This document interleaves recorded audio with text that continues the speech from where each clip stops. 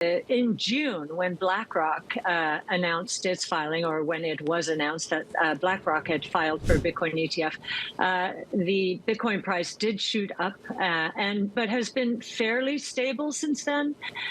So I do think it's had an impact. A bigger impact this year was the regional bank crisis. It was very interesting to watch Bitcoin go from 19,000 to 30,000 right in the middle of that banking crisis as regional banks were going bankrupt.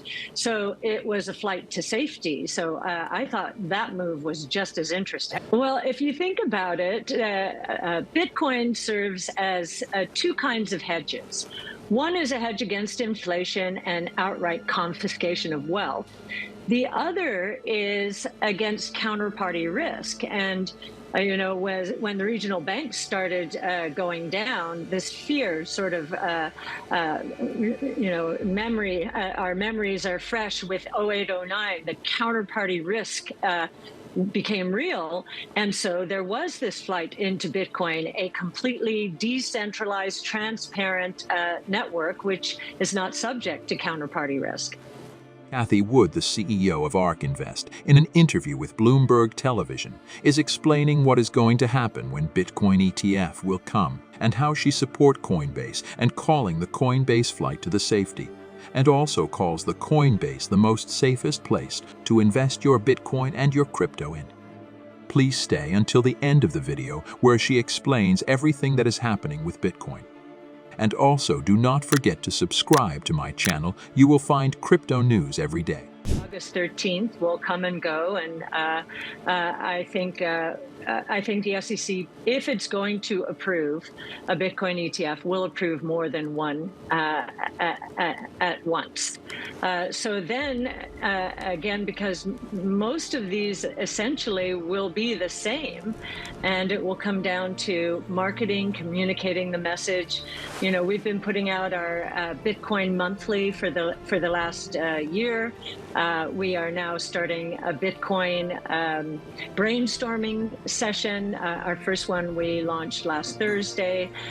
So we're trying to get the word out there that, our research is deep.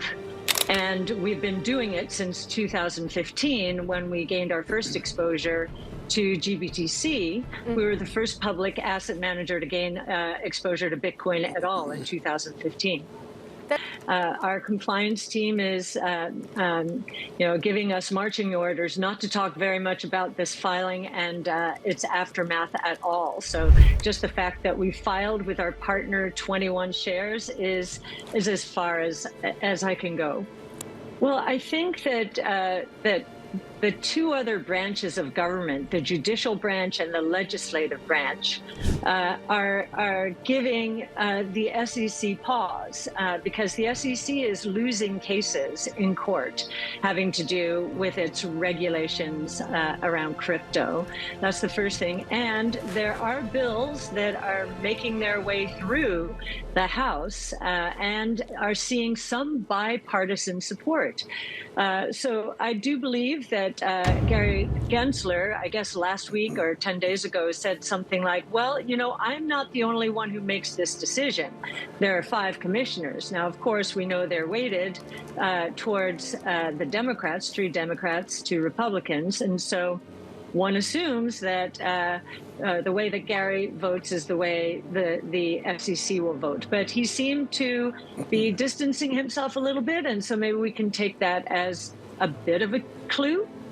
We think that it is the most regulatory compliant exchange out there, and we've been very pleased with how its derivatives exchange in Bermuda has ramped in here. It's very early days, but again, clearly a trusted partner, and we are also seeing that there's more turmoil out there, I guess.